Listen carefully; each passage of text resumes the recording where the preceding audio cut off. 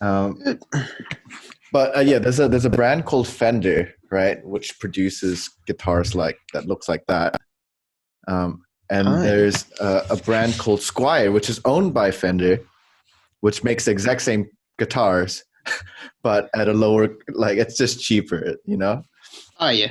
Yeah. And the price difference is significant. Like if you get a Fender guitar of the same model, it's about $1,000 US. A, Oh, really? yeah. A Squire, it starts there, 1,000. Um, and a Squire, right, which is pretty much identical but made in Indonesia instead of Mexico or USA, it starts at about $300, right?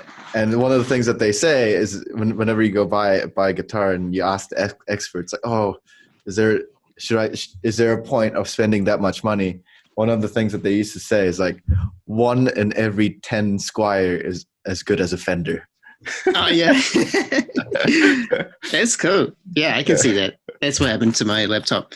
Is it still the same? Because I have moved it away from me, so the sound might have changed. I have my microphone that I can grab, but I think my laptop one's quite good as well. So. No, dude, it's really good. Yeah, but I don't believe that that's the case with a laptop because, you know, with the guitar, there's it comes down to the guy who actually hand puts it together in the factory. Yeah. Well, then how do you explain it? How do you explain my sound better than others?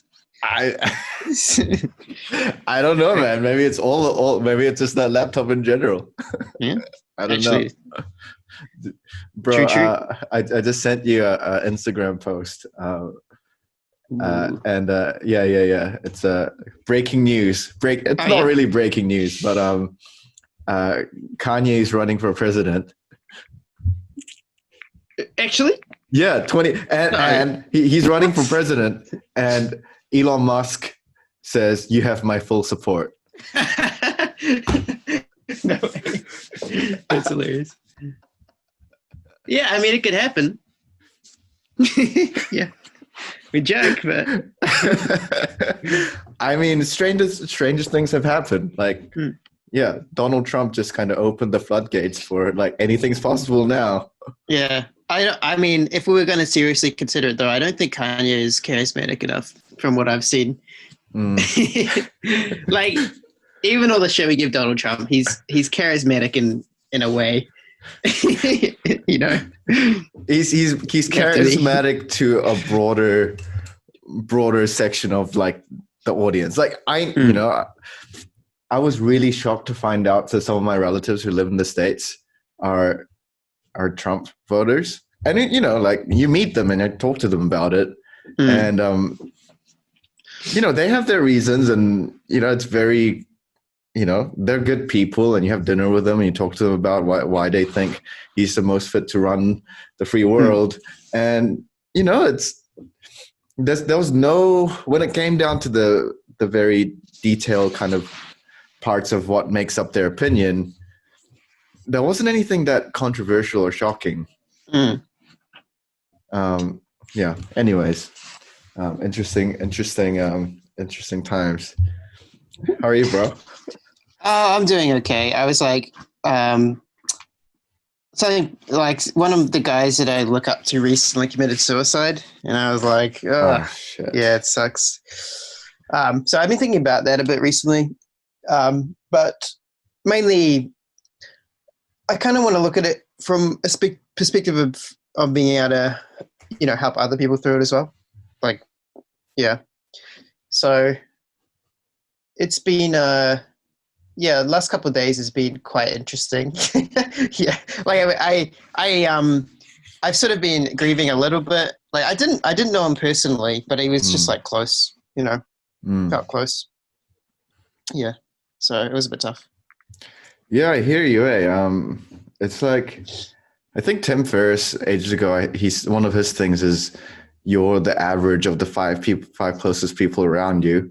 He says something like that, and I realized that, you know, there are online personalities who do podcasts, who write books and stuff, who release enough content, like, you know, hours worth of content, conversations every week, and you listen to it, and when I think about it, I listen to some of these people more than real people that I physically know, right?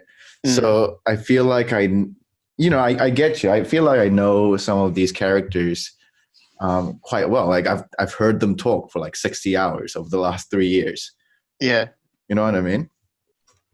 Yeah, I do. And I think, like, especially some of the people that I watch as well, they're a lot closer than they would be to like TV personalities, where it's like, oh yeah, I was watching this guy in a movie or a TV show. It's like the context that I watch them is like you're looking into their, they're showing you their day-to-day life, and they're being vulnerable and open, and it's more like, it feels a lot more like a friendship than an outside person. Yeah. So I mean, it made me think a lot about like how that, like, just the mass amount of people that watch someone that they get close to, and then when that kind of person commits suicide or does something horrible, how that affects everyone else watching them. Because we even saw that with like Robin Williams, as an example people use. And one of the things that's known in psychology is that whenever someone commits suicide, there's like there will be more suicides in the future because of it. Really? Did you know that? No, I didn't. Where does that come from? It's like a common known statistic in psychology that it's like these clumps, basically. I can't remember what they call it. I think it's clumps. But basically, yeah, when someone commits suicide that's well known, there will be a large clump of people that also will commit suicide, like within the next 5 years. Yeah. And so, yeah, it can be quite a scary thing, I think, for like if we're considering that these kind of people, they're probably even closer to this guy than we were to Robin Williams.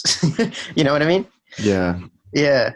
So I don't know what will happen, but like this is definitely the most effective I've ever been by someone's committing suicide, for sure.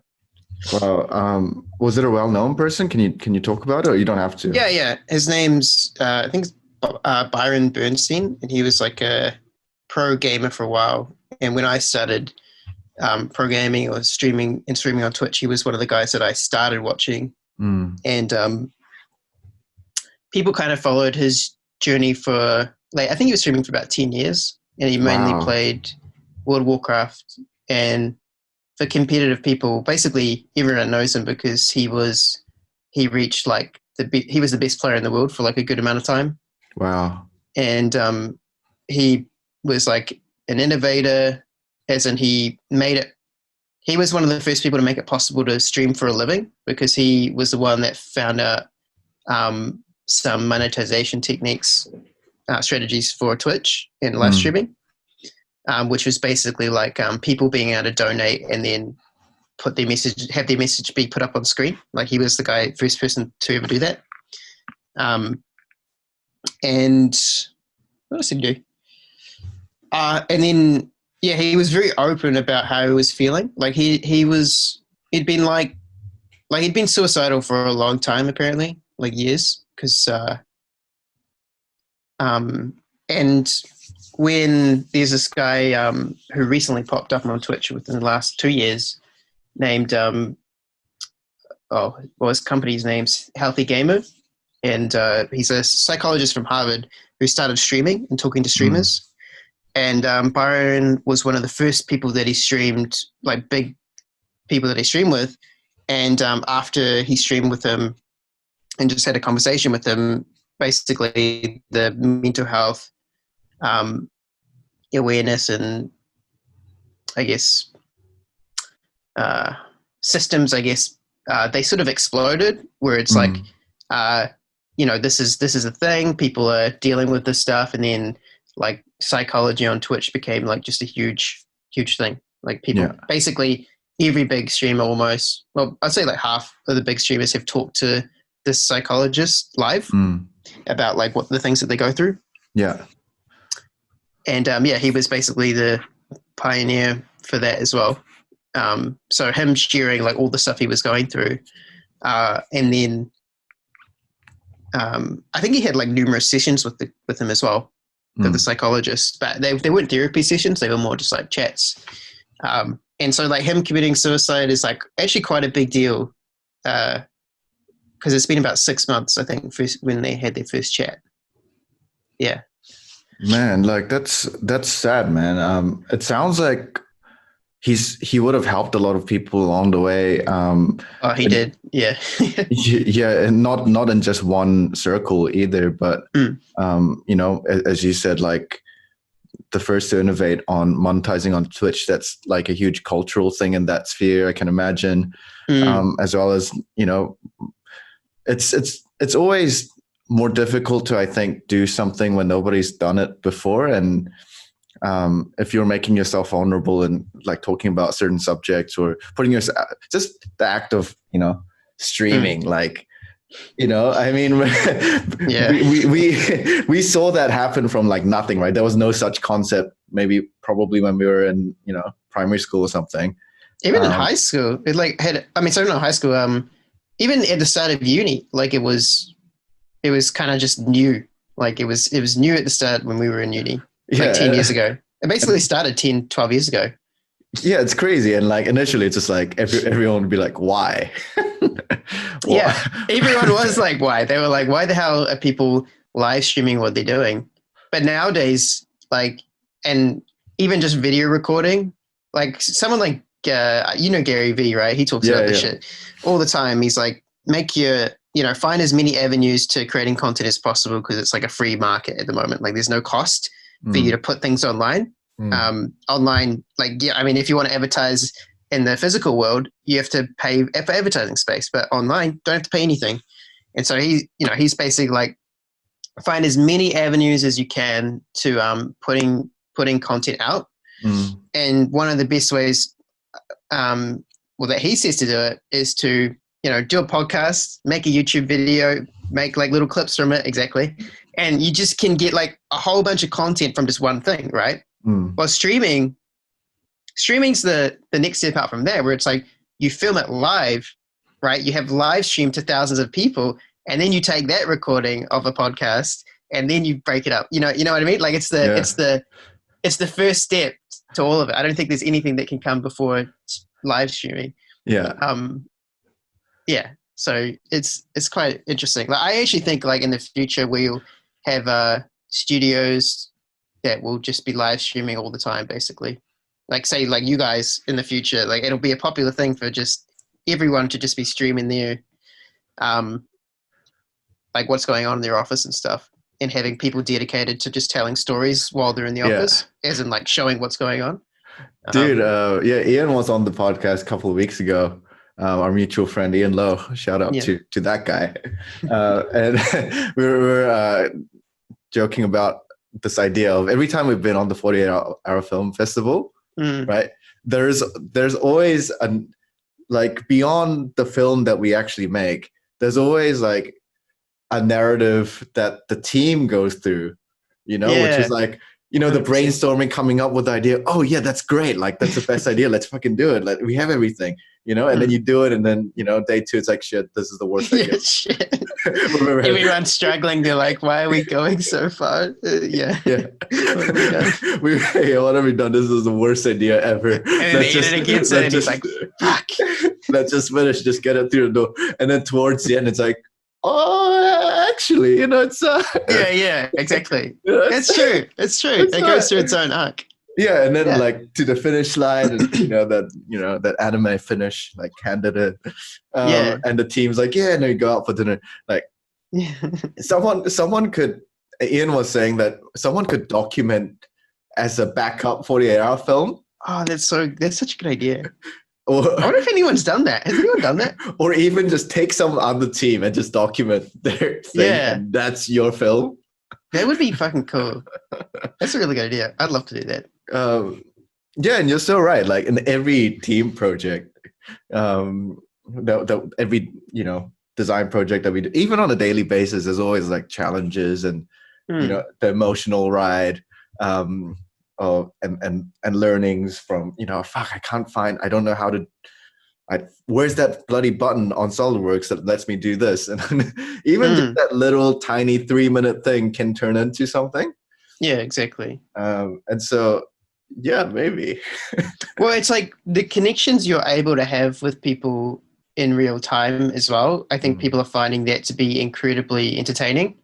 Like one of the new innovations that I've seen that's happening on Twitch recently is there's been this huge explosion of chess.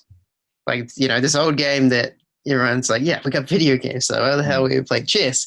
But it's basically what happened is this guy who's one of the best players in the world, Hikaru, he's been streaming for a while. Chess player or what? What was the originally? Yeah, chess player. Yeah, okay. Yeah, chess player. I think he was like number 2 in the world at some point. Right. And what he started to do was he started to watch he started to watch other streamers play chess and comment on their games. And then also he started to call them while they were playing and be like, do you want a quick lesson? Or like, do you want some tips? Yeah. And basically what happened is that both audiences become one, where they're like, this is now his like father, this guy's like fathering him. He's taking his understanding. He's teaching him. Yeah. And now they have a really special relationship with whenever the streamer who's not Hikaru plays chess, everyone's like, oh, I wonder what Hikaru thinks about this. They're like, there's this relationship between the two of them. And I think that in itself is like an innovation of content, because like if you think about it in terms of like a design studio, right?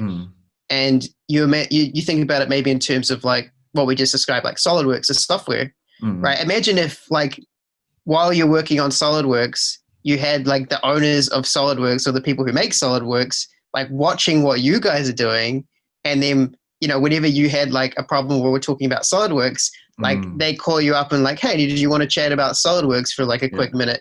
And then you're like, yeah, let's talk about SolidWorks. And, you know what I mean? Like, and then what happens, like everyone that's interested in SolidWorks and interested in you guys, there's now a connection between you two. So now whenever you guys use SolidWorks, without the SolidWorks having to be around, people think about SolidWorks, right? So it's like, it's indirect advertising that's mutually beneficial for both studios. And it's the same with SolidWorks. When people think about SolidWorks, they think about, all of the people that SolidWorks are connected to and work with.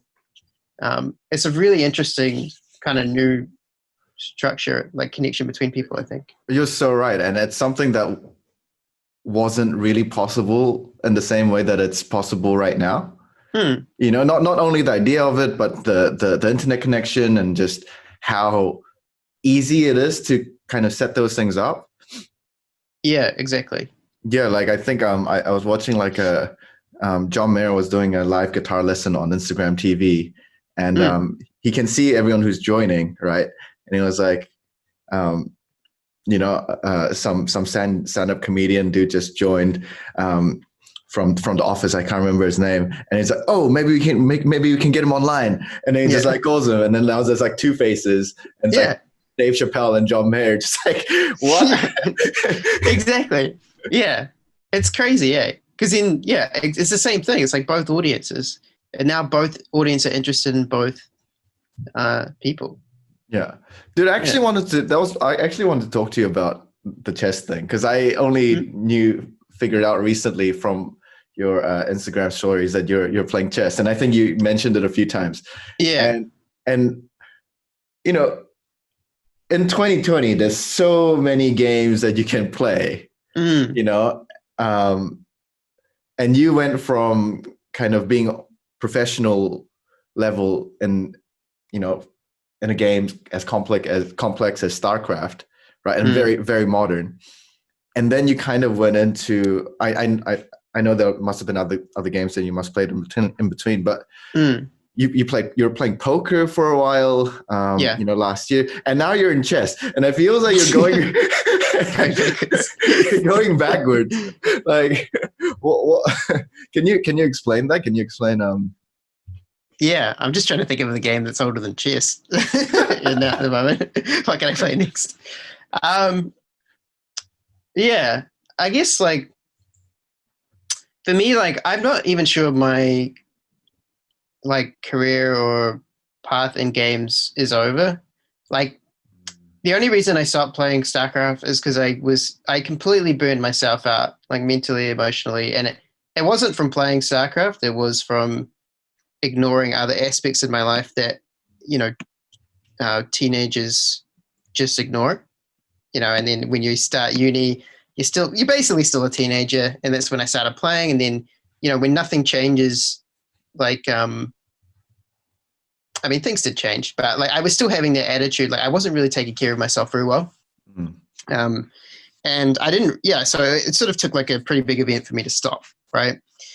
And now that I see all of these kind of things going on with like different communities coming together, and it makes me want to be more a part of communities, because that's something that I never really did. Like it's kind of interesting. Like when I was playing StarCraft, I loved to make content for others to help other people, but I always did it as like a solo thing. Like I never was part of a community, and it sounds kind of strange for that to happen. Like a content creator who doesn't build a community and isn't part of a community, but somehow somehow that's what I was doing.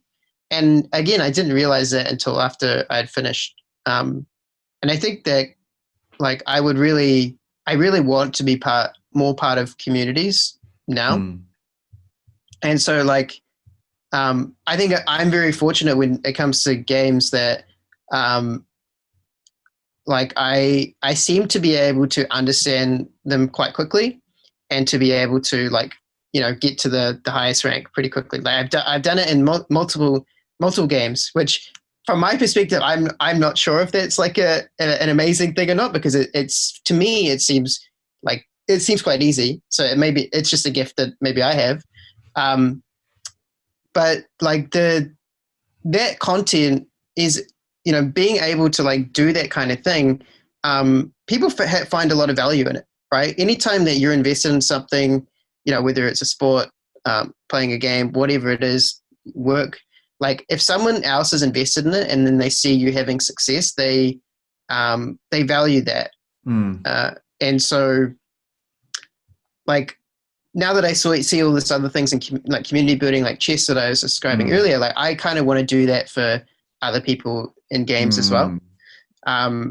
Not saying that I will, but it's, it's kind of like I have that inside me that I would love to be able to do that for other people as well. But going to chess from StarCraft, I think that's a tough one. I have just been sort of exploring different games. Like I find at the moment, I don't like playing video games for some reason. Just at the moment, like I just don't get much enjoyment out of them. And chess, I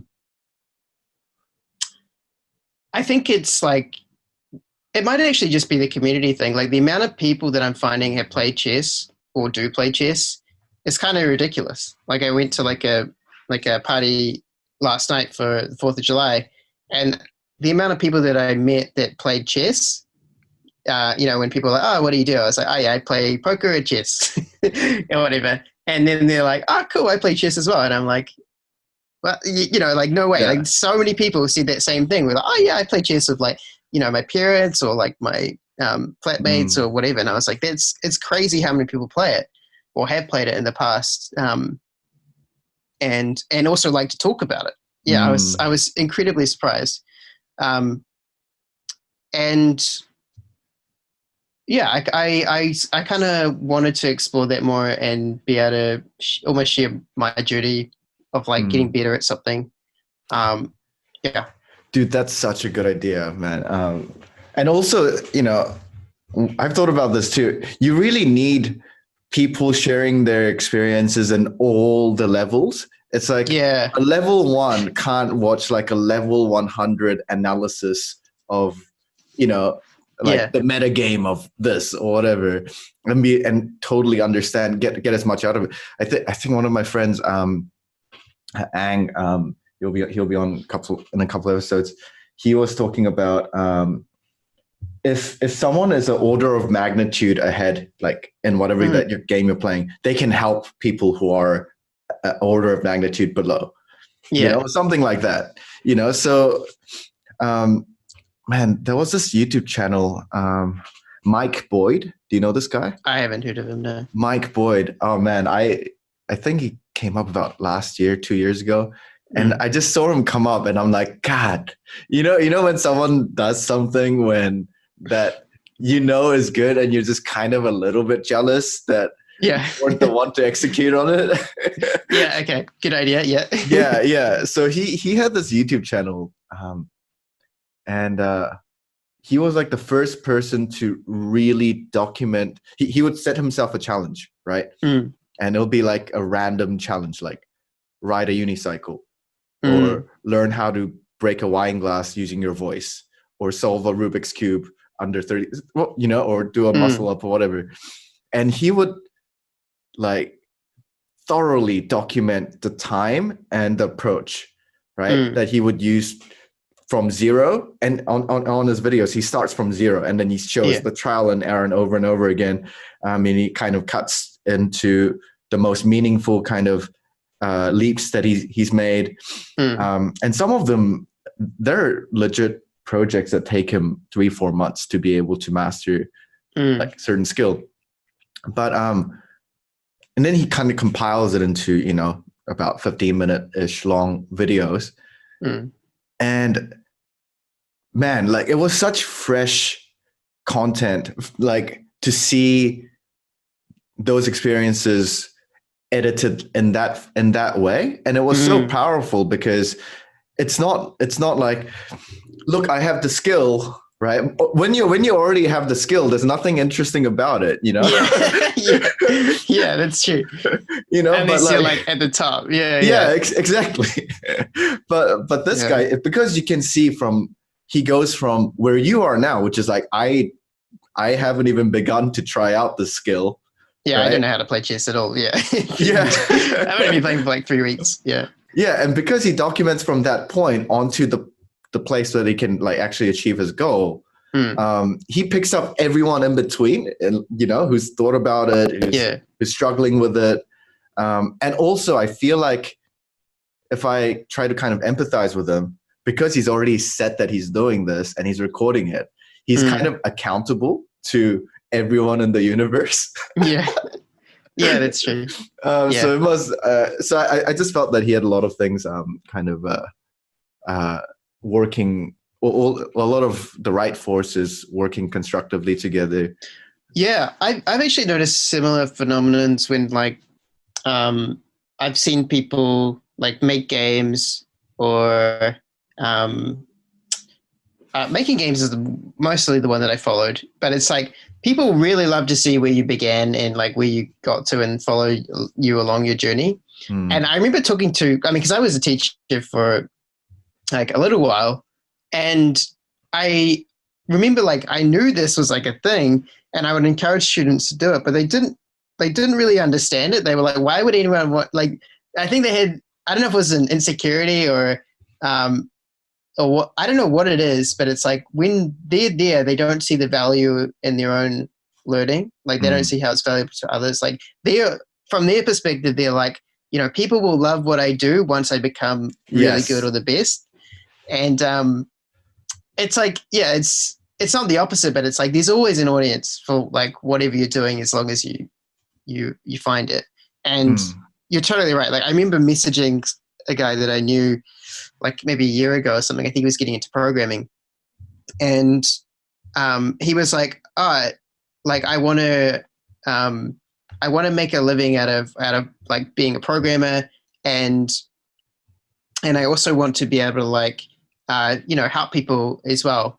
And I basically suggested to him now, I was like, yeah, you should document your journey, because like the 99% of people are where you are right now. Like 99% of people, they come in and they go out of like the cycle of like wanting to learn things and someone new is always going to come along.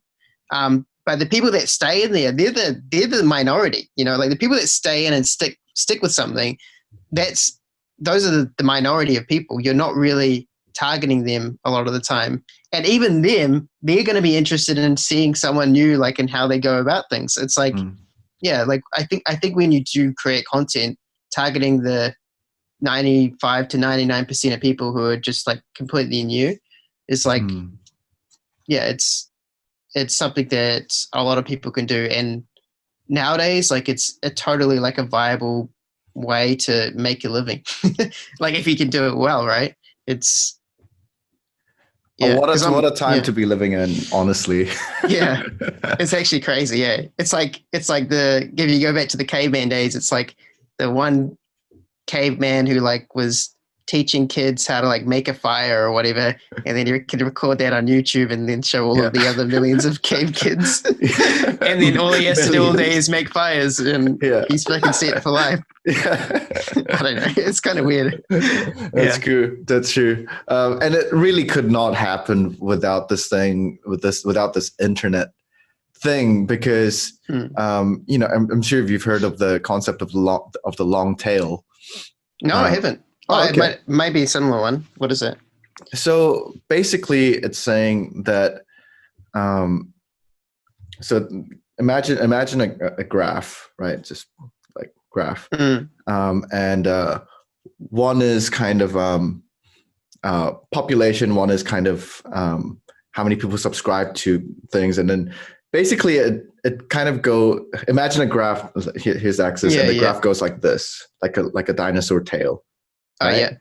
And basically the mainstream of anything, whether it's products, TV, movies, when they look for the target, they try to aim for this fat part of the tail, right? Where it's the first 20%, but it represents 80% of kind of the users. The users, right? Well, it turns out that the further it goes, the more esoteric and niche the topics and kind of market segments are. Right? And so it wasn't really worth the big guys to create content, create products that target these like, low return, very niche kind of markets. Yeah. But now with the internet and with these formerly very esoteric niche markets becoming so accessible, right? They're saying actually, and this long tail actually is infinite, right? It goes forever, right? Yeah. So now it's becoming actually feasible for a lot more people to actually target and survive making, content, products, whatever. Yeah. For the people in the long tail, they're saying the area in the long tail, right, is as much as like the big fatty, it's that people, the mainstream. Yeah, I've seen that as well, actually. Yeah, you can totally see that, because it's like you don't need that many people to be able to make a living, a comfortable living off what you're doing, right? I think there's a book on it. It was like your 1,000 fans or whatever. Like finding 1,000 people is basically all you need to like build a business. But even less than that, when you have like way less overheads, like if you're, for example, like a YouTuber or like a streamer, if you can even find like, I think it's about 300 people, like that's enough for you to live comfortably on. I think that's about 500 US a week, without any other thing, like with only subscriptions on like YouTube or Twitch. And 300, like it's not that many people. You know what I mean? Like it's like if you think about all of the hundreds of thousands of people that would even do a small niche, like I don't even know what a small niche is nowadays. Bro, like, it's insane, man. I found this guy on Instagram who his Instagram ID is Blue Eyes Texas Dragon, and it's this guy in Texas that exclusively collects Blue Eyes White Dragon Yu-Gi-Oh cards. Yeah, all over the world. Yeah, exactly. Like, right? Like he has thousands of them, and he's like the guy where you get mint condition Blue Eyes White Dragons from. Yeah, of all different like regions and conditions and stuff. Yeah. And like he's doing business off Instagram, and I'm just like, holy shit! Like, this is Yeah, it's crazy. Yeah. Yeah. No, someone I'm pitched even that. trying to think like what is even a small niche? Because it's like that. I wouldn't even say Yu-Gi-Oh cards is quite a big niche, but people trading Yu-Gi-Oh cards for money, maybe that is a small niche. Yeah, it's kind of crazy. Like thinking about what is a small niche, maybe even harder. I don't know. I have no idea. Yeah, Yeah. we've both seen some stuff, right? Like, like there was this one channel on YouTube. I don't know. I'm thinking of card examples.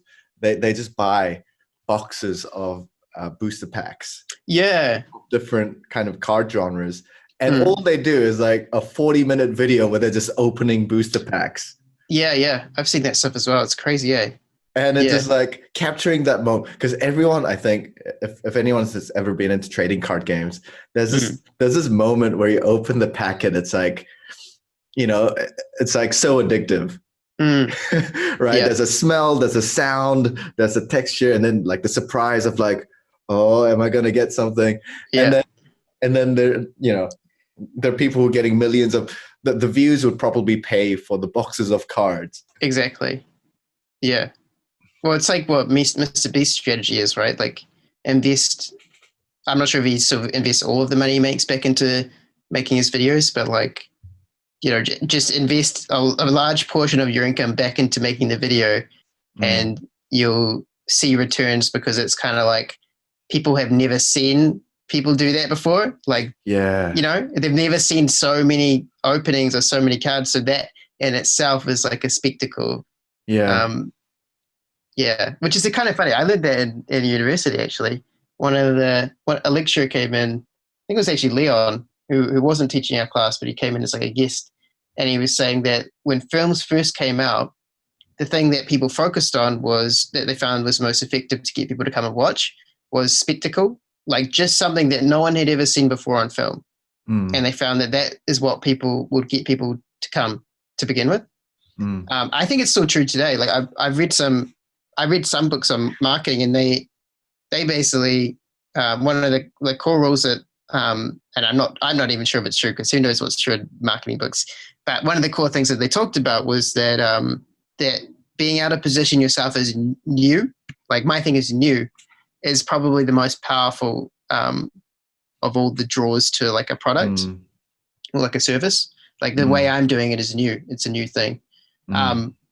And I know from, like, for example, copywriting, they kind of do that as well, where it's a really effective way to do copywriting. And a really good example is actually Tim Ferriss's book, The 4-Hour Workweek. I think the tagline on there is like, quit the 9 to 5, live anywhere, do anything, or something like that. And basically what the idea is that you can achieve these things, quit the 9 to 5, work anywhere, do anything or whatever, with this new strategy, the 4-Hour Workweek, because no one's heard of it before. So they naming it something new that no one's heard about before, that's just like new service or new product. People are like, like the only way that I can achieve the thing that I want is by using this new innovative service, new innovative thing. People just love that stuff for some reason. Yeah, it's like psychologically we're just really drawn to like, this system's been figured out, and now I can just really easily use it. Yeah, it'll give me an edge. Yeah, exactly. Like this. I mean, because people like being efficient, right? So it's like if they think someone else has figured it out, they're just like, give me the steps. So the same reason. It's the same reason why on Google that the most popular search term is like how to, right? Yeah. And people always want shortcuts. And I've been in that camp as well. Yeah. I like years ago when I was thinking about a podcast, this program came up on my on the I don't know how I found out about it, and it was like, this podcaster who has made it, who has helped people build successful podcasts, is doing like an online, like he has it all figured. He has a system figured out. Yeah. He'll teach it to you. He'll be your mentor, and it's gonna cost the program. It's gonna cost $3,000, and he's gonna, teach you all these things about, And I was close, man. I was like, oh man, like nobody knows how to do this, right? Like, Yeah. like this could really like accelerate my like progress, blah blah blah. But it probably would, to be honest. It probably would, right? But it's like, but it's $2,000. It's. I think it's kind of I think it's a little bit bullshit. I think it's a little bit bullshit. Yeah, no, I agree with you. I've thought about this a lot as well. And the part that I think is bullshit is that it's going back to the thing we talked about before, where you've got the people that come in and come out of things, right? They go in, they try something, they're like, this isn't as interesting as I thought it would be. It's kind of like if you're going to do a podcast for a long period of time, it's worth the investment. But it's like, if it's just going to be another thing that you're trying out to see if it fits you, then it's not worth the investment, Totally, man. And the part that I gather about it is, how should I put it? Oh man, this is difficult. I've been thinking about this for a while. I'm not even sure if I'm kind of allowed to talk about this. Where allowed the podcast police, the podcast coaching business police come along. No. I hope other creative practices don't come at me for this. But okay, so here's this, the thing with advice, right? Is that it's only as valuable as the value that you give it, right? As in, if someone, I must have talked to you about this as well. At some point, it's like, let's say you have a big business problem, and you don't know what to do about this employee that's making everyone else miserable, but he's really talented or something. I don't know. Yeah. And you go to your barber, and your barber's like, cutting your hair. And he's like, hey man, how's it going? Like, I haven't seen you in a while, like, oh, what's been on your mind? And you talk about this. He's like, and the barber says like, oh, it sounds like you should fire that guy. Yeah. And you're like, oh yeah, but you don't really hear that. It's like, whatever. But you could equally pay a business consultant, $3,000 to come in and do a 2-week analysis. He'll sit in your workplace and watch stuff, and he he'll conclude, it's like, yeah, that guy, you should get rid of that guy because he's affecting all these things. And he's like, wow, you were so right. I should have done that. I should have done that ages ago. Why didn't I think of this? Yeah, you know what I mean. So like, it's also kind of like with diet and exercise books and the methods. I feel like all of them work well enough. Yeah. Like if you follow any methodology, like, and you just stick to it, it works. I mean, everyone's different, and there'll be a better one for you individually. Yeah. But they will work well enough. Same as, how to get rich kind of books. There's like, financial success kind of books. There are systems that people have figured out, like, with compounding, whatever, career paths, whatever, that kind of give you the points. If you practice these things, right, you're probably going to beat the majority of people in this kind of area. And it's more that, like, there's no skipping you putting in the hours. Yeah.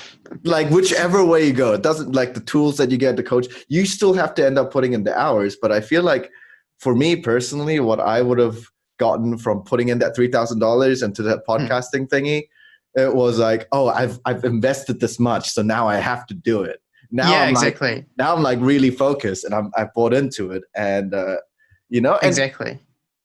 Not to say that's a fake thing either. That's a legit thing. Yeah, I agree. Yeah. So it's worth the emotional leverage for you to actually push yourself to do it by paying that amount of money. Exactly. Sure. So the way that what I mean by a little bit bullshit, it's like the new terminology that you hear. Yeah. It's most of the time, it's just the terminology that's kind of new and novel, I think. Yeah, no, you're totally right. I completely agree with that. And I think the most valuable thing is just being able to find someone that is actually going to hold you accountable. And like you're saying, you feel like they have leverage over you because you've actually paid them amount of money that you're uncomfortable with in a way, right? So you're like, I have to make this work because otherwise I would have wasted all this money. It kind of makes you think like as people get richer from, doing these kind of things and becoming successful, the amount of money that they have to spend in order to have that leverage. Yeah. It must just get ridiculous, right? Because it's like, now you're just, you're hiring like some really crazy consultant who's like, for like your successful business. And he's like, I'm going to have to charge you like 40 grand or even, as you go up more and more and more and more money for this to actually have any leverage over any of your decisions. Because otherwise you're just going to be like paying him and then not do anything, Bro, it's kind of funny. Yeah, it's man. kind of funny when you think about it. With corporates, it has something to do with believability as well. Like if you're like an order of magnitude cheaper than more affordable than everyone else that's bidded for a job, they're like regardless of the quality of this actual quality of this solution and the process that you go through and the people that you have on your team, they'll just look at it and be like, they'll be like, okay, these are the cheap guys.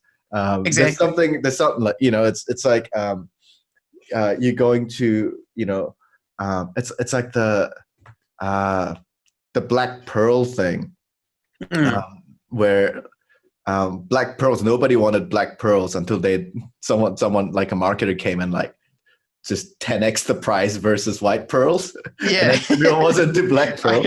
I never heard of that. That's so funny. Yeah, no, that's true. Hey, so shit like that just happens. It kind of it kind of makes you think of like you have like a really ambitious like young person, like there's no point aiming low. Like it's like if you really want to make money and you're young, like figure out like a company or a niche that has like a few different companies that have a lot of money, and then just position yourself in the market as someone that's like, I know this thing. And, obviously you have to learn a little bit, but any piece of knowledge that you can learn to help someone, it doesn't take that long to learn like a little piece of knowledge, like it's like, it doesn't take, like everything can be simplified down to like a very simple system. And then you just being like, I know how to solve this small problem. And then if you, get in the pockets of these like huge companies, it's like, they have to pay you all of this money in order to feel like the solution that you have is actually like what you're saying, worth the price, or they're actually getting leverage to execute on the solution that you're suggesting. And the crazy thing is, it's actually like legit. The guy who's doing that is not a con man, because a lot of the times it's like the big companies, their situation is so complex, a lot of moving parts, chaotic, and from the point of view of the decision makers there, it's really it's a different thing that they see, right? And sometimes it's really difficult for them to see like common sense, like that someone who's not in their seat can just give them that perspective, and it is actually worth that much. I mean, there's like, I don't know if you ever had a look at the Sam Ovens story. No. What was Sam Ovens? Tell us. I don't think people like him very much, but he's like, he owns, I think he's the CEO of consulting.com or something, but he's from New Zealand, and he basically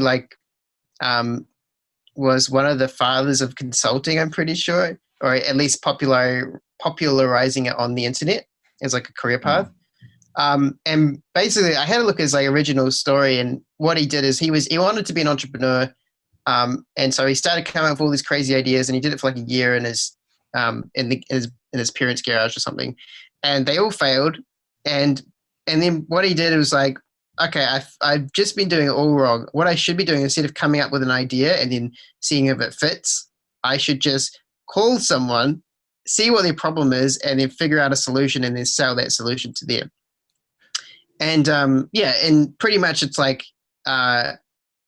he can find out on that call like how much that solution's worth to them, like what it actually is, and blah blah blah. But like yeah, it like those solutions that they just don't know the answer to. It's like someone knows, someone knows the answer. Yeah. It's everything's like nothing's that complicated in business where it's just like no one knows how to solve this problem unless you're like fucking Elon Musk trying to like figure out all the rocket shit, right? But he's got scientists to do that, like. But in terms of like business problems, it's like generally they're quite like small things that people just don't know how to execute on or just haven't encountered before.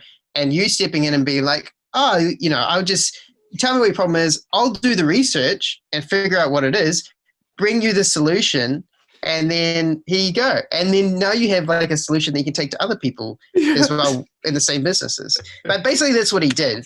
And then he started doing it for people that wanted to get into consulting. So it's like, you don't want to work in your 9-to-5 job.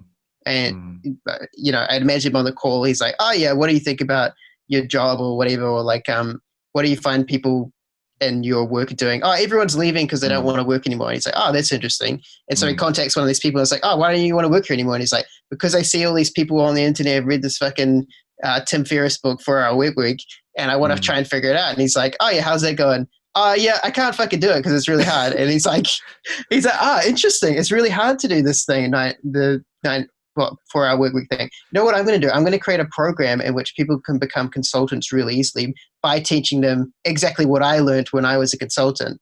And so basically that's what he did. He made a program and now he just sells it to people that want to do consulting. Yeah. And yeah, it's like I don't know. I think it's cool, but you kind of have to want to do it, right? It's like, I think, and it's the same with everything. Like there's something that I've kind of learned the hard truth of like many times. It's like, there's a lot of external motivations you can have to do things and that'll drive you so far. But like you get to a point where you're just like, you kind of get over the external stuff. Like,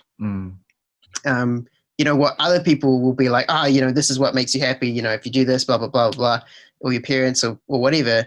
And you're just like, I just want to do things that I know internally are going to, they're what I actually want to do. And I think that's when it becomes a lot harder to find something. But then when you do, you're kind of just like, there's nothing that can stop you, basically. It's just like, there's no reason for you to stop anymore. Because whenever you hit a wall or whatever, you know that you made the decision to do this rather than it being driven by someone else. Can you perhaps describe an example of you learning, like how you learned face to face with this lesson? I mean, I had it when I was doing StarCraft, right? And I didn't even realize it, but it was like I'd played games basically all my life, and then I finally found this game that I was like that I just wanted to play all the time. And like, I wouldn't describe it as an addiction, even though maybe it could have been. I don't think it was though. But it was this thing that I was incredibly interested in, and it was a thing that I would want to talk about with everyone, And it was almost like everyone also wanted to talk about it with me because they could see how interested I was in it. And I think when you become really interested in something, like you see all the lessons you learn from that, and you almost like look at the world through the lens of the thing that you're interested in, and you're like, life's lessons are from StarCraft, like if you, it's basically like this. So you get to the point where you're able to like you learn a lot of things about life just from the thing that you can go really deep into, and then because you can talk to other people about that, they find that really interesting as well. And so I think like that part of my life was like, I think it was the first time that I found something that I was just like, I wanted to do for me and just go really deep into.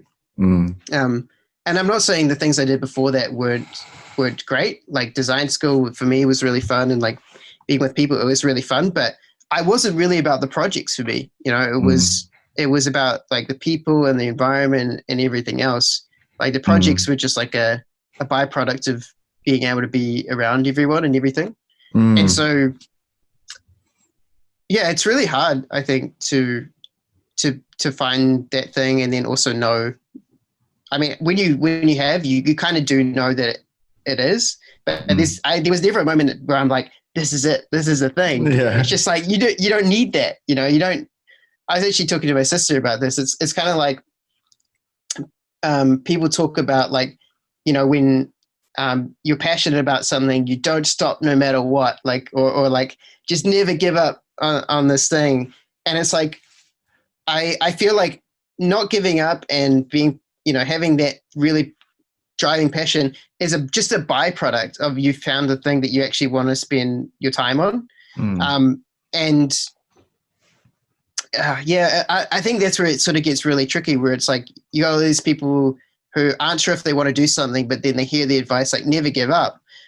And I don't know, I don't even know what to say to them anymore, because I'm just like you learn so many lessons by not giving up, but at the same time there is probably this thing out there that you, if you did, you just wouldn't want to quit anyway, you know, no matter what. So it's, I don't know. Yeah, I'm still not sure how to describe that, and I'm sure maybe in the future I'll find like a better answer, but it's a tough one. Yeah, it is a tough one, and it's an interesting one for me to think about as well, because I reckon it's changed over time for me. Even at one stage, I thought this was the thing. This was the thing that I would want to do for it. But, you know, it's kind of like I really, really like pizza. Yeah. Now I have it 3 times a day for 40 years. Do you still like it as much? Like, I feel, you know, and for me, again, this is a personal thing. I really enjoy the learning process, and especially when kind of these leaps happen in learning, right? And the more you stay within a silo of the subject, the learnings become more incremental over time, I feel like. Yeah, for sure.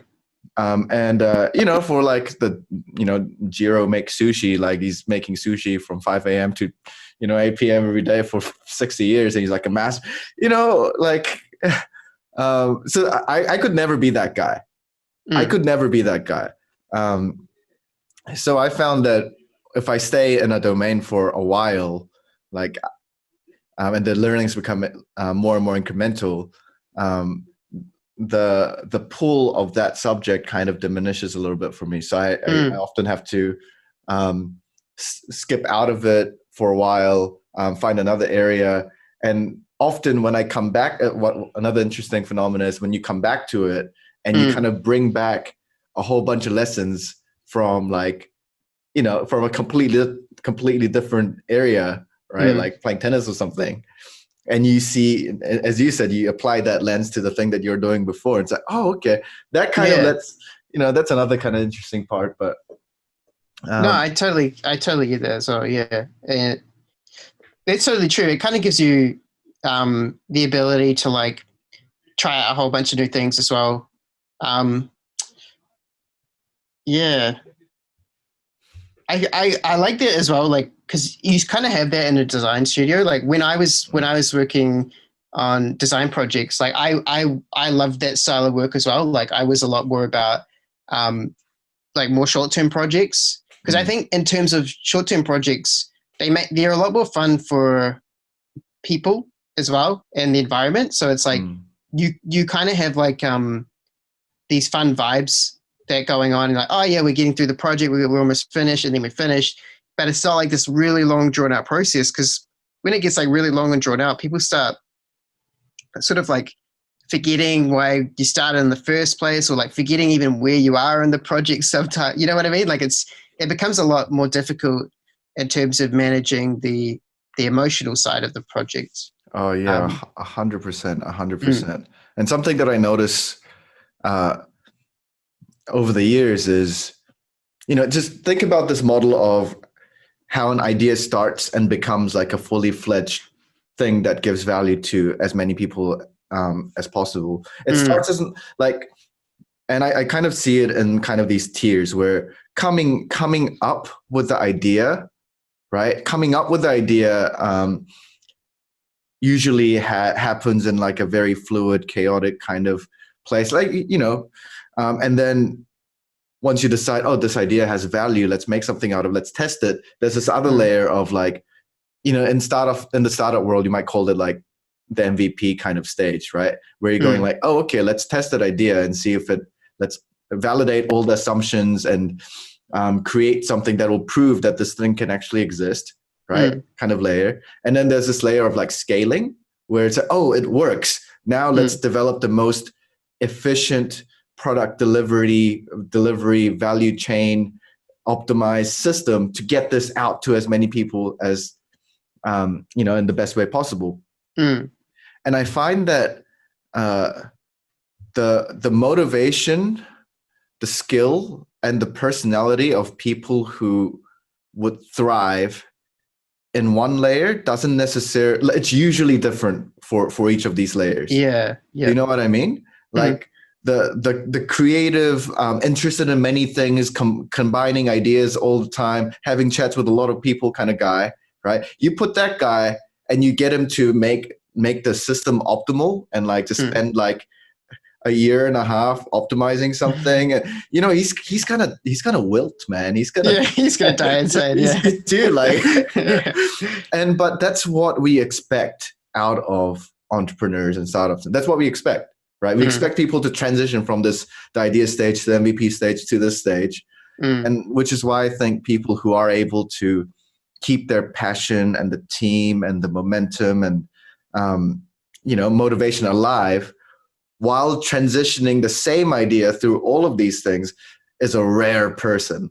I sort of said though, the ability to know when that's actually happening and not be like, I just need to push through this, and rather be like, we're in a stage where we could like probably hire another person or get investment or something like that because we can actually show what we've done and be like, this isn't something that I would be able to do effectively or efficiently. Like, I need to get someone else on board. I think the kind of person that can do that as well is like this also so really strong. I think there's a tendency to like try and hold on to too many things as well, right? When you're doing a startup and be like, but it really depends on whether or not you have the access to financials as well. Absolutely. I had a question for you that I prepared, and it kind of goes back to some of the things that you're saying. I've observed, we met like 10 years ago at design school. 10 years. Yeah, it's crazy. Yeah. Out of everyone that I know, you're someone who's, I feel like, have been able to evolve and kind of achieve a level of success in so many different areas, compared to other people that I know. Like you've kind of had you've had an unusual number of kind of like quite radical, I feel like, transitions. Yeah. And not because you like failed at something. It was more like you got to a height and then you chose to, look for the next thing. And so I want to ask, like how, and you, I feel like you do have a talent or you figured something else like about this, where I want to ask, how do you become world-class at something? Like, what's your process for learning? Have you noticed any patterns or strategies that help you be effective at doing, at making these kind of jumps? And yeah, I mean, whenever I chose to do something long-term, it was always because I had to find it. It's almost going back to what we said before. It's like the things that I chose to do weren't things that I was just like, this would be cool to do because it makes sense. It makes sense for me to do this thing. Like, it lines up with what if I wanted to make money or if I was creative in the past or whatever the hell it was. If it makes sense to do it, it doesn't mean you should do it. And it's kind of a weird thing because, like, if it makes sense to do it, like, shouldn't you just do it? But like, what I found is that it doesn't matter what makes sense. It's what you find that you actually want to spend time doing. Because like you'll go through parts of your life that don't make any sense, like what you want to like. When I say make sense, it's me looking back to my past and being like, if this this plus this equals this, that means I should do this, you know? But like the past is no predictor of how you should spend your time in the future. The only thing that like you can spend your time doing now, or the only thing you should spend or want to spend your time on now is the thing that you're driven to do. And I think you have to find that thing. And it can be really tough to find it. But when you do, you just won't want to spend time doing anything else, pretty much. It's like everything else will sort of come second. It becomes, at least that's what I found. It's like, everything else just becomes secondary. And like as an example, like for me, I think over the last like maybe 2 years, like I've just been like kind of like looking for something new to do. And so it does take a long time sometimes. And like, it doesn't mean as well, like this is a kind of like an evolution of thought that I've had as well, is that I don't expect me to do anything. It's kind of like a weird thought to have, like, but I know it's not very a common thought to have, but I don't expect myself to do anything, because if I have an expectation, it means that I'm actually I'm forcing the path. Like I'm forcing, because I'm expecting me to do this, then it means I have to do this thing, because otherwise, all the external pressures, like it doesn't feel like I'm doing anything with my time, like I'm wasting my time, blah, blah, blah, which from my perspective now is that there's no such thing. Yeah. And it's very, I don't know. My perspective now is very different to what you'll find from like entrepreneurs or people that talk about entrepreneurship. How so? Well, I feel like they do just talk about like grinding and doing, like never giving up, doing the thing that you want to do in life, like really finding it, like pushing, like a lot of like aggressive words. You know what I mean? Like it's a lot of aggression. Like you could feel the aggression and what they're saying. Like it's a fight. It's like a battle. And I think that like there are times for that, like the battle, but it's not when you're looking for something. Like the seeker is curious. A seeker is curious. A seeker is patient. You know what I mean? And yeah, I don't know. I kind of have like a lot of faith and trust the universe in this kind of thing. Yeah. But I didn't really answer your question very much, did I? Like, how do you to become the best? No, hang on. We'll get back to that. But have you always had that? No. Is it something that you've picked up somehow? Like how did you come to have that? It's pretty recent, as in like the last couple of years. I think it was mainly to do with when, like, after I got burned out completely from playing StarCraft, and then I was trying out. Yeah, I did some other stuff, but I was like kind of. I just got really screwed up, basically, where it became really difficult for me to do just everyday things. Mainly, I would say like anxiety, emotional problems, those sorts of stuff started occurring, and it made me really deep dive into learning more about human psychology and like what the hell was actually going on in my mind. And that became something really interesting for me to, like, whenever I was working somewhere else, to talk about with other people, or like explore with other people as well. Because like the reasons people do things, it's super interesting, right? Like what led someone to make a decision to spend their time on something is a very interesting thing when you can actually, get the true answer from someone. And that kind of made me realize as well that I can't really force it. It's like, and also to have a lot more, I guess, compassion and a lot more like weight in the things I was doing, as in like, even though, maybe I wasn't, if for work, like after this in this period of time, like I was teaching, or I was like trying out something new, starting a new business, like, and I wasn't earning a lot of money, and I was like, I was just basically spending time with people and like getting to know people, slowly working on stuff, but not needing the success, but really valuing just like everything else that was going on. It's like the people you meet,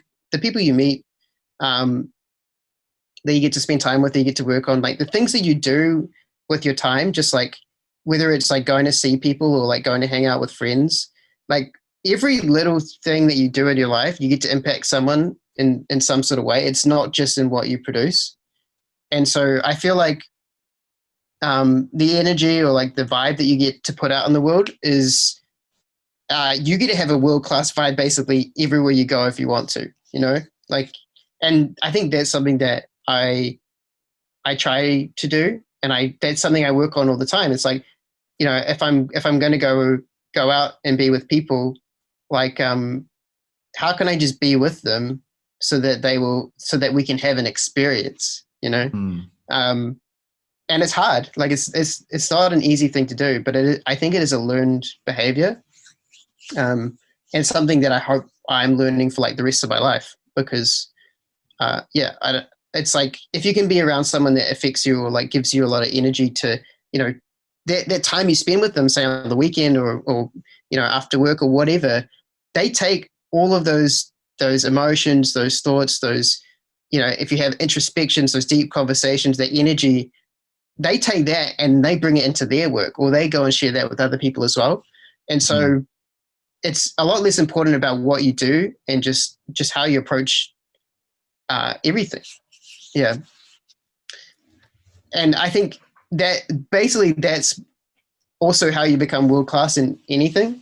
It's the same answer, because it's like if you're approaching your work like that, where it's like you're able to view it as like, whatever I do, it's going to affect other people. And so like, I mean, you hear famous athletes talk about this all the time. It's like, why did Michael Jordan keep going or do what he did? And it's like one of the the thing that impacted him the most, I think, was like being able to talk to someone like young, like, that was like 12 years old or something, and see how much he just impacted his life.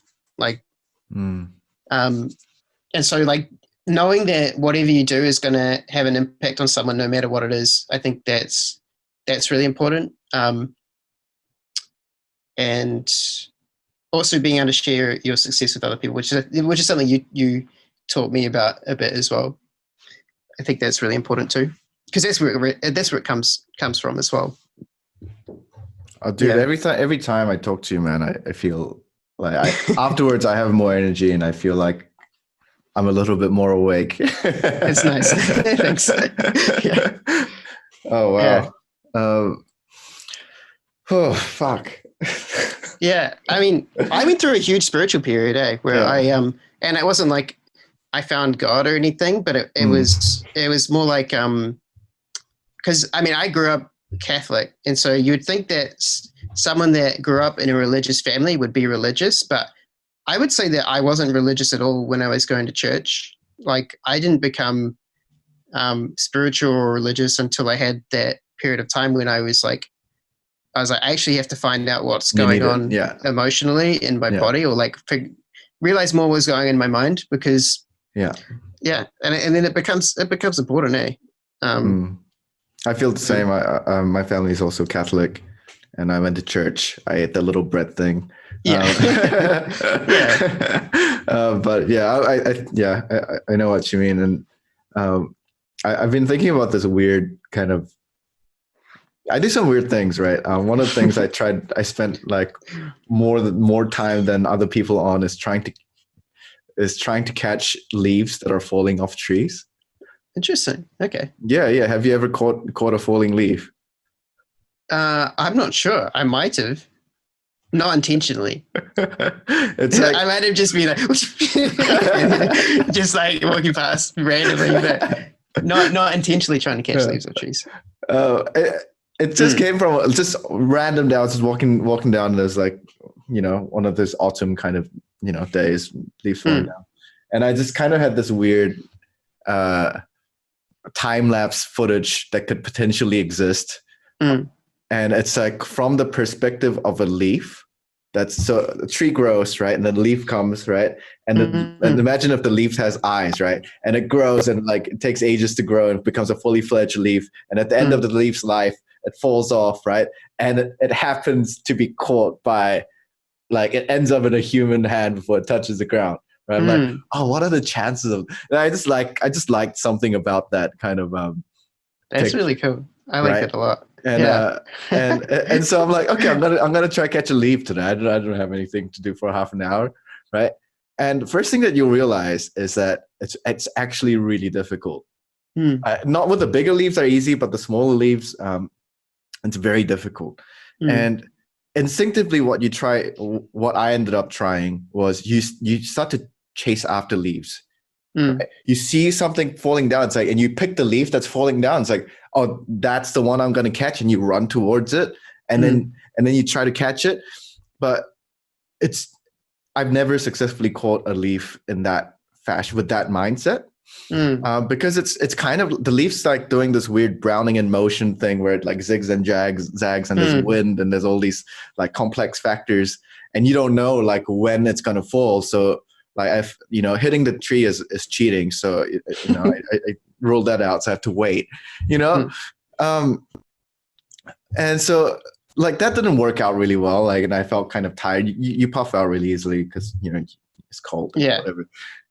But eventually, trial and error. What ended up working more than anything else that I tried so far was like, you just stand still. You literally stand still, right? And you you try not to overreach, right? And you just wait. You just wait until a leaf comes within your sphere of influence, like this, like very compact sphere of like, it's not like over arms, like it's like right here, right? And then you just kind of like, you don't grasp it either. You just place your hand.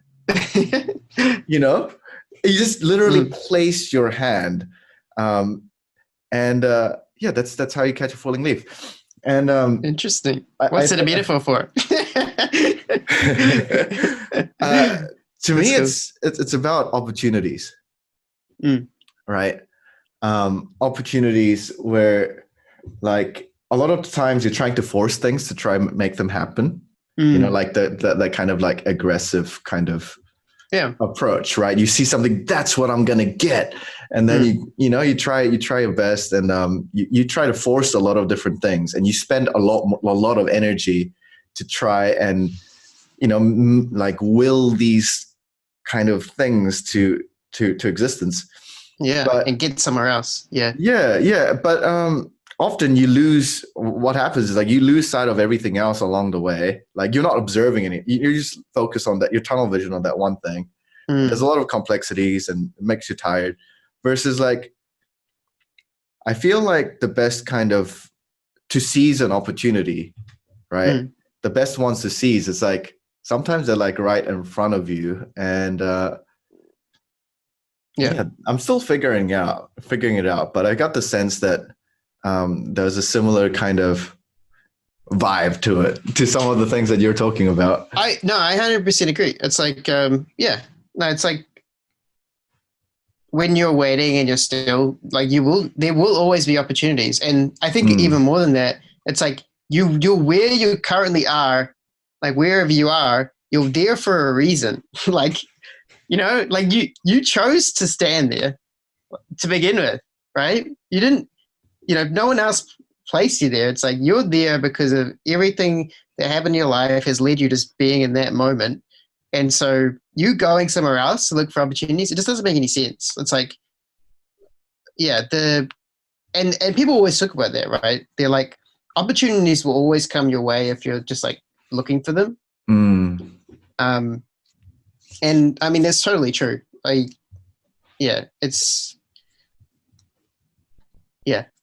And the thing you said about energy, also totally true. It's like, you can waste so much energy chasing something that if you just waited, like would come to you anyway. I have to ask, can you share a life lesson that you've learned from StarCraft? Oh, from StarCraft. I mean, mean, it can be a chess if you want. Like, dude, I think the life lesson from StarCraft was it was really like the one I want to say is really like look after yourself, like love yourself, and the thing is, like people talk about nowadays, like loving yourself, like as in like go eat a chocolate bar and like go to like a spa or whatever. Yeah. But it's more just like fucking just sitting there and giving yourself time to just like be still and like process things and just like understand yourself.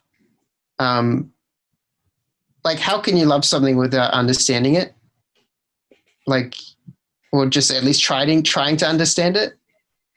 Because I feel like the way that I was doing things, like I was so focused on like outside of myself that like I was not giving any focus to myself at all.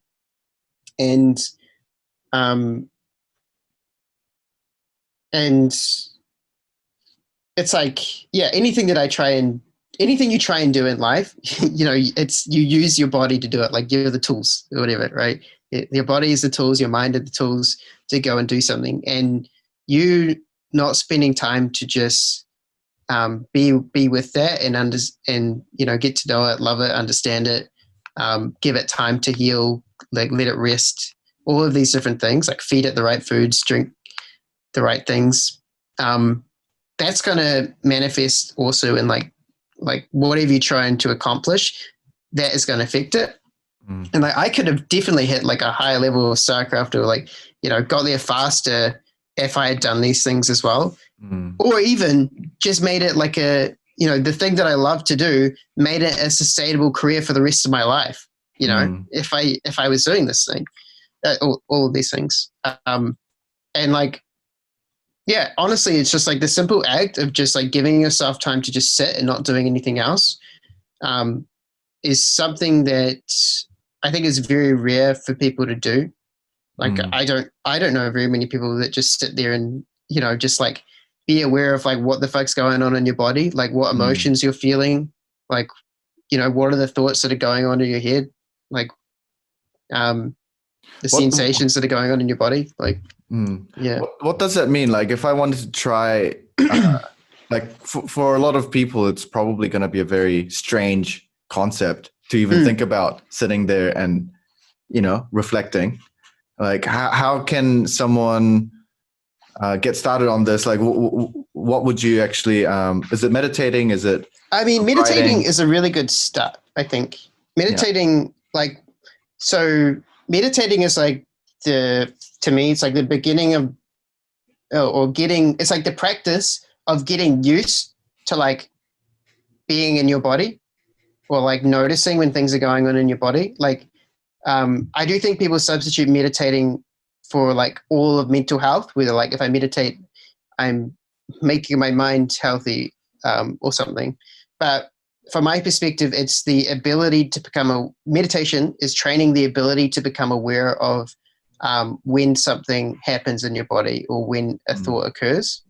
Like the moment that it occurs, your ability to like be mindful of like, oh, this is occurring is directly correlated to like your ability to do mindfulness meditation. Like that's what you're training. And so when I talk about like being able to be aware of what's going in your body, like you could be going about your day or whatever, and then something happens. A very common example people use is like something, like you're in a car and someone cuts you off in traffic or whatever, something happens in your car and you're angry about it. That moment of like noticing that you're angry, like noticing that some things happen, and then there'll be a moment in your body where your mind or, you'll feel a sensation in your body, because every emotion you feel, you'll have some sort of sensation in your body associated to it. There'll be a moment where before like the anger it starts bubbling up, and it'll grow, and then it'll start coming out, and you'll be like, fuck this guy. Before that like reaction occurs, and the anger becomes like such an emotion that you need to express it outwardly, and it sort of like takes you over, and now you're angry. Before you get angry, there are those sensations and those thoughts that occur, and if you can notice and catch and be aware of them, then basically they don't have any power over you anymore. Because what happens is instead of them taking over and like building up energy, they sort of, when you notice them through like being able to do meditation and stuff, they sort of just like, they go like up a little bit, and then they sort of just like taper off, because they're like, they like, you kind of realize, they're just sensations, or they're just thoughts. And that bit's kind of hard to grasp, but the thing is, like, if you're doing that kind of thing all of the time, it's like it's very rare that you actually feel stressed or anxious or angry or any other sort of emotion that you don't, that you would rather not get taken over by. And it sort of gives your body a lot of space to just like work through those things very easily.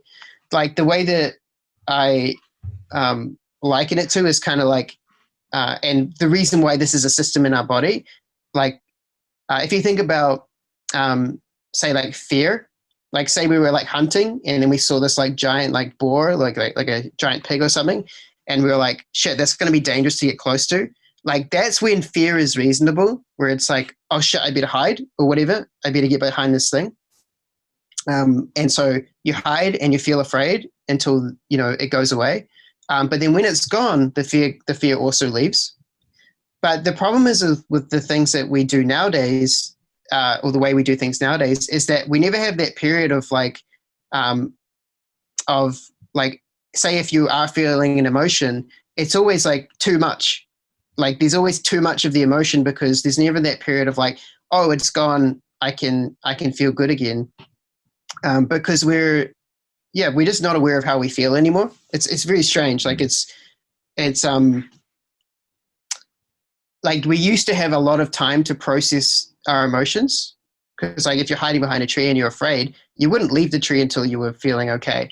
Whereas nowadays, like if you're in the car feeling angry, you're basically stewing in the car feeling angry for a long period of time, because like the stimulus is always there.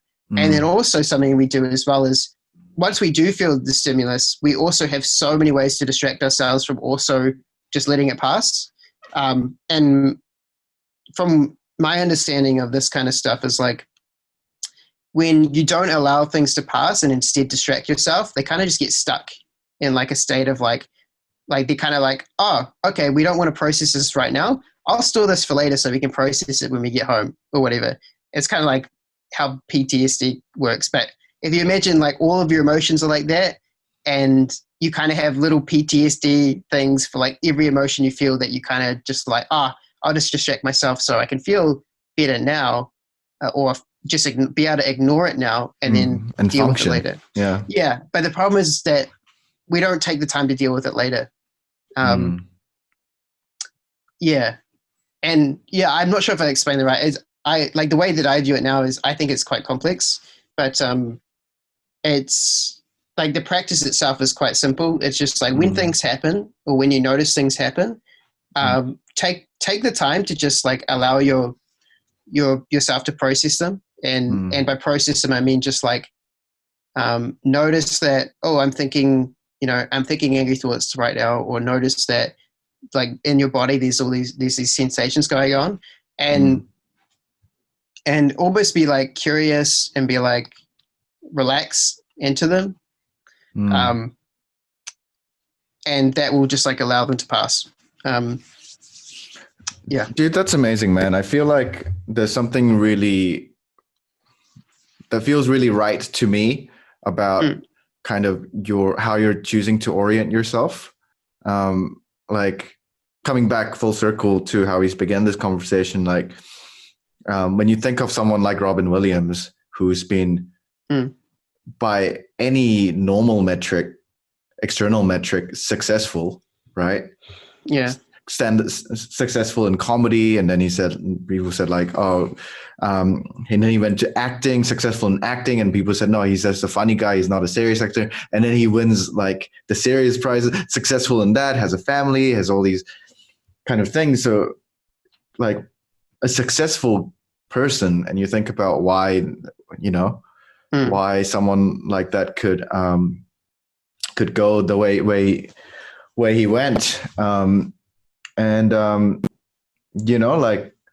I feel like I feel like a lot of the lessons that you're learning, it doesn't really, you're consciously choosing not to orient yourself with expediency, like the shortest, fastest way to get money, or to a specific place in life where you think you'll be more happier kind of way. And I feel like that's very healthy, and that's something that I can definitely that's a direction that I'd like to take a step into.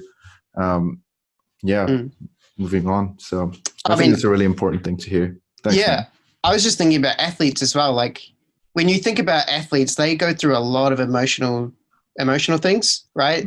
Like every time they play, like if they're playing with someone great and they're in a stadium, everything that happens is an emotional thing, right? It's going to affect them emotionally. And athletes are not like when people say, athletes train their mind to be winners or whatever, that doesn't mean they train them to not feel any emotion. Like it's not really possible. What's actually happening there is like athletes are trained to have an ability to not distract themselves, like when they feel something, because otherwise we'd see them with fucking like Game Boys or some shit on the thing when they're playing, but they're trained to be able to let go of what emotions they're feeling very quickly, to have the they've already got strategies before they play to be like, this stuff happening is okay. It's completely fine. This is going to happen. It's a possibility. And to have like, to have these things in their mind where they can, if something goes wrong, instead of being sad about it or angry about it, which you do see them from time to time happen, but you also see them, especially like I think at the top level, them being able to recompose themselves, to be like, I'm not sure, I don't even know what goes on in their mind, but they'll have some sort of thing where they're like, it's okay, like I've been training for this, or like I've prepared for this, or I'm not sure what the exact like thing that they tell themselves is. But what that process that they're going through is them actually letting go of all their anger and just or frustration or sadness or whatever it is, and just like letting it out. Because like, I mean, how hard it is. Like you play tennis, you've done things to a high level as well. How hard it is to do those things when you're in an emotional state. Like it's way harder to do, to like execute on things when you're feeling like a lot of emotion. It's much easier to do when you're in like flow state and, enjoying yourself, in feeling happy emotions or like courage or like power, all of those things that are like, that are good to feel. And I think as well, it's like, you can see it in players that are really egoic, that before they go to an event, they have such a high view of themselves. So they feel that all of those good things are like, oh, I'm so confident, so powerful, whatever. But then when something goes wrong, they fucking tilt like crazy, right? And they're so emotional that they just like throw, or they, they can't recompose themselves. Whereas like a player like Roger Federer, Roger Federer and Nadal or whatever, they remain composed till the end, and then at the end they fucking let all of it out. They're just like they're able to just express like everything. It's crazy, yeah. It's like yeah. And with those guys, that's like a learned thing as well. Like you see them as young players, and they're like breaking rackets and exactly. And they still do it sometimes, but it's like you see them recompose. It's like it's quite amazing. Yeah. Dude, I promise this is only going to be an hour long. It's been like almost an hour and 45 minutes. Do you have any questions for me? I mean, I wanted to ask you mainly about like ideas and stuff. Sure. And I think sticking to a similar thing of psychology and business, and the way that you because I feel like I had a look at your guys' website again as well, and I mean, the work that you guys do is pretty incredible. It's like, I also like every time I visit you guys, I really enjoy hanging out with you guys as well. So too kind, man. Next one, we're gonna fly you up here. We'll do a whole week-long training, multidisciplinary training. We'll document it. I don't know. We'll do some fun shit. But I mean, I want to ask, because you guys do have such like a wide variety of things that you guys work on. Like, how do you guys make the decisions in-house to like work on a project? What's the process behind that? So it's a constantly evolving process, and it's a really important. It might be one of the most important skills that everyone has to pick up. And I might have told you this before. I don't know, but and it kind of mirrors the things that you're talking about, in that there are like the sensible things to do. Yeah. That on the spreadsheet feels like we should do these things, right? So, and we try to do that, and like when in March, during the dark COVID days, when that hit, 9 out of 10 things that we had on the list of this year's menu dropped off and off the face of the planet, and they all had good reasons why, like they had to and everything. So we went out and we tried to look for work, and we actually found a lot of things to do, except it was all things that, even if we do to a high degree of completion and perfection, we wouldn't put that stuff on our website. We wouldn't be really proud to show the rest of the world, this is who we are, this is what we do. And also it was a lot of things that was very transactional and for clients who really didn't value design or kind of what we do beyond the business advantage it gives them. And so, at that stage we said, okay, what happens if we do 100 of these projects really well over the next year, and we're profitable. Next year we'll have this much in the bank to pursue bigger projects, all these things.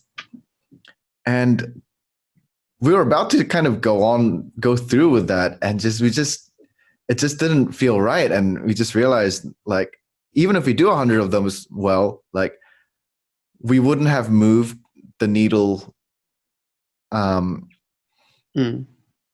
regards to our vision, like anywhere closer to, like, not a millimeter closer to what we wanted to, where we want to go. We would be experts in doing, meeting this market need that we don't really care about at all. And we don't want people to come find us looking for that kind of stuff. So we said, hang on, we might, this might be a trap. And we kind of thought about it, and we came to this thing where, opposite to that, we'll only do things that would be proud to show our friends and the rest of the world, right? If we do it, and we'll only work with people that that we trust, right? And those are the main filters, because we've done the opposite of these things, and it always led us astray, right? We've done projects where the project itself, it has to have both. The project itself was good, a lot of potential, a lot of fun, technology, pushing the envelope, enough funding, all that kind of stuff. But we had multiple instances where we knew that we didn't really trust the person or the organization that we're working with, right? But because on the spreadsheet it was such good projects, we went ahead with it. And both times we were burnt so bad, man. Like, it was, just, we weren't happy. We weren't happy doing the work. And it it'd burn us out, and just managing the client was like so much of the work, you know? Yeah. And so trust people that you want to work with, actually do stuff that's meaningful for you to do. So instead of taking all those bits of work, we said, okay, no, we're happy to, take a little bit of a wider view at things, and let's actually move the needle in the direction that we want to go in. So we said, hey, there's this big need at the university at the moment. We've worked with them for a bit, and trust these guys, and we enjoy the work. And if we can, in a year's time, help this group of students to this level, right? We would be proud to share that with people. We'd be fucking proud of ourselves if we could do that. So we said, okay, no, that's there. They need us. Let's collaborate a little bit more closely with the university. And beyond that, that gives us enough to sustain, keep the lights on. And with the spare time that we have, let's only work on stuff that makes us excited, in the way. And I really felt when you were talking about when you're talking before about kind of that internal drive, it's that compass that we're speaking to. Yeah. And yeah, honestly, that's at the moment, that's the best compass that we have. Right. Another consideration is don't want to overreach. If it's a project where we have to overreach, or we know that we're gonna red line, put the machine into overdrive to get across the finish line, then that's another project that I'm happy not doing. Because it's fun, it's fun the first few times, but it's really not sustainable. It's really not sustainable, and it's not a good habit to get into. And it's a habit that you can't scale, and it really fatigues the team. And so if you do 6 projects that way, I'm not surprised at all if some people in your team want to move on or to do different kind of things. So, it's kind of we would much more happy doing projects that we know that we can complete with a certain degree of ease. It's gonna be that hard, man. Actually, that's so true. Where it's the time that you spend on it, you want to spend on it, and whether it's hard or not, it's it changes from hard to being challenging, or right? Hard is and challenge is a you know what I mean? Right. It's how do I do this thing? And then hard is why am I doing this thing? That's right. It's so important to see yourself in a marathon. It's not just this one battle, right? You're going to have many battles, right? And you want your team to grow stronger after each battle. But if your vision is just on the thing that's in front of you, then you'll be making some decisions that perhaps won't serve you as well later down the road. Yeah, I think if you get the choice to as well, being able to obviously not when you're starting out as well. It's and I mean, even some companies they don't get the choice sometimes. They're just we need to keep the lights on, and we have to do this kind of projects. I remember we had to do that when I was starting my business as well, and it's you can sustain it for some time, but then there'll become a point where you're just everyone just gets really tired. Because it's the energy of the team. Yeah, man. How awesome would it be to have the team at the end of a project, right, feeling ready for the next one, and liking each other more, right? It's oh shit, next time we can do this better. I'll pass the ball earlier to you next time. How that's so much more valuable to me than That's almost like a requirement, I'd say, right? I would want that as much as, like, it would be as much as we get them. We're doing it for the money. We're doing it to enjoy and build the team in that kind of manner. Yeah, and it's really difficult. Like, initially, you kind of get distracted with the money and all the potential. They always try to lure you in. If you help us with this project, the next one, oh man, like, don't fall for that ever again. I mean, and I mean, at least you're getting paid. Like when you're starting out, you think that, oh yeah, shit, they want us to do a project for them, but they're not going to pay us until they see it. It sounds amazing. you're just like, oh. You're like, that sounds like a good idea when you first started out. I mean, it's so funny. Damn, man. And it's like, if man, there's so many like nasty things that's going on in the industry, where, like, you want to be efficient. If the project or the client isn't the right fit, right?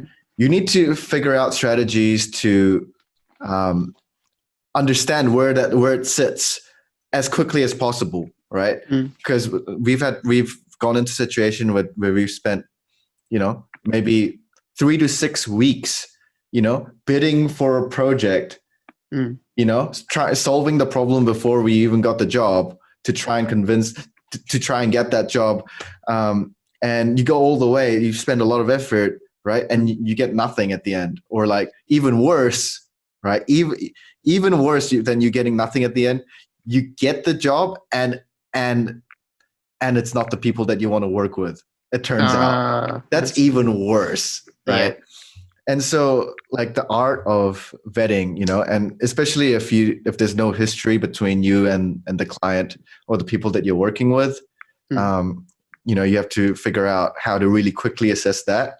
Some easy ones for us is, will they come and visit you at your site? Will they take the time, right, to actually come with the important people and come see us, who's going to be playing a critical role in this?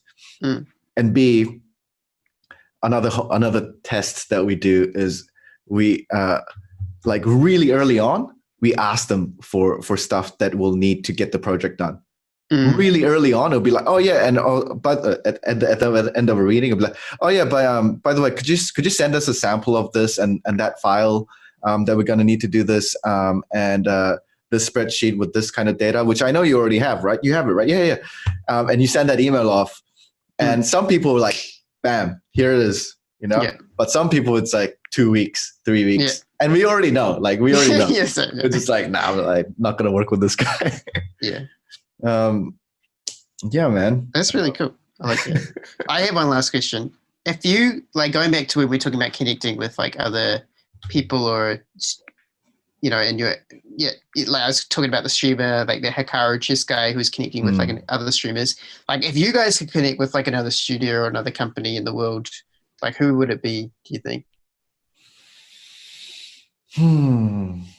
If we could connect with another studio, another guy in the world, I don't know why, but like, I don't know why, but I don't know why, but that Daft Punk comes to mind. That's the first name that came to mind, and this is beyond strategy or logically thought out answer. But at the same time, I feel like it's a more of an honest answer because it came from like, oh, Daft Punk. Awesome. What would you do with them? I don't know. That's what's exciting, right? What could we do with them? Like, that's the exciting part. That's the exciting part. Clip this, put it on Daft Punk's Reddit, and see what happens. It's like all this talk about, like, just like things, opportunities just falling, or just like going with your gut. Maybe that's how they work as well. So yeah, you never know. Dude, like, let's do this again. I'm serious. I'm gonna. I already talked to Krishna about if there might be opportunities in the future to, like, fly some people up from Wellington to do like a podcast episode and just that'd be cool. People that we want to just like, as you said, like taking care of yourself, right? For us, like this organization, this team kind of thing, it's its own kind of weird entity, and the culture is really important. And we want to take care of that, and we just want to spend time with people who we think are cool and that we learn from. And you're one of those people. So thanks. No, That'd be nice. Yeah, I'd love to visit you guys again. Sweet. Any final words for your fans? My fans. I mean, thanks for having me on. Yeah, I mean, I think your Instagram, I already said it before, is like the fucking best Instagram, design studio Instagram. And I can't wait to see all the success that you guys get through that. I'm not even sure what you guys are after on Instagram, but it's cool. It's just cool to see the content and be able to follow it along, and you can tell you really care about the people that are watching it in the way that you'd like display stuff. So yeah. Thanks, man. And oh man, too kind. Thank you from the master himself. And likewise, man. I know that you're in this kind of you're like, you know, Iron Man in the cave at the moment. Yeah, pretty much. I did have a business idea recently, actually. That I'm we can stop the podcast. We can stop the podcast. Yeah, I won't broadcast anymore. Yeah. Okay, cool.